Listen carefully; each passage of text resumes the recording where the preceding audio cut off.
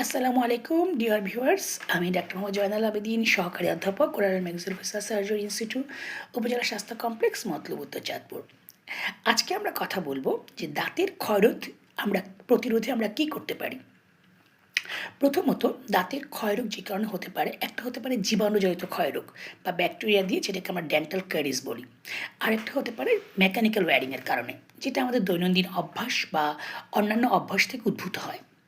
এখন আমাদের জীবাণুযুক্ত ক্ষয়রোগ বা ব্যাকটেরিয়া থেকে যে ডেন্টাল ক্যারিজ হয়, সেটা আমরা প্রতিরোধ করার জন্য প্রথমে আমাদের খাদ্যাভ্যাসটাকে পরিবর্তন করতে হবে। আমরা ফাস্ট ফুড, মিষ্টি জাতীয় খাবার, চিনি জাতীয় খাবার এগুলোকে আমরা কম খাবো। আমরা আঁশ জাতীয় খাবার বা ফাইবার সমৃদ্ধ খাবারগুলোকে বেশি গ্রহণ করব। আমরা অবশ্যই সঠিক উপায়ে দাঁত ব্রাশ করবো এবং দাঁত ব্রাশ বলতে আমরা সকালে নাস্তা খাওয়ার পরে এবং রাতে ঘুমানোর আগে দাঁত ব্রাশ করবো।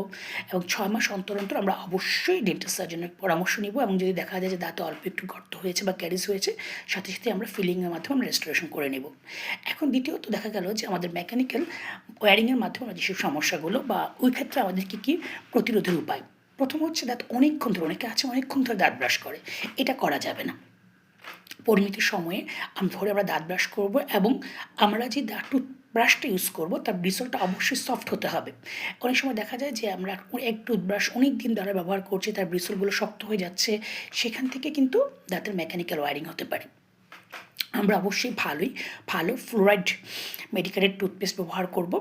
আরেকটা সবচেয়ে ইম্পর্টেন্ট কথা, আমরা ছালি, পাউডার এসব দিয়ে আমরা কখনোই দাঁত ব্রাশ করবো না। আমাদের চেম্বারে অহরহ এরকম রোগী পাওয়া যায়, দাঁত ক্ষয় হয়ে গেছে, তার মূল কারণ হচ্ছে সে ছালি, পাউডার, ছাই এগুলোতে দাঁত মাজে। দাঁতের আরেকটা অন্যতম কারণ হচ্ছে গ্যাস্ট্রিকের প্রবলেম। এই গ্যাস্ট্রিকের প্রবলেম থেকে অনেক সময় দাঁতের ক্ষয় হয়। এই জন্য আমরা অবশ্যই অতিরিক্ত অ্যাসিডিক খাবার পরিহার করব এবং গ্যাস্ট্রিকটাকে কন্ট্রোলে রাখবো।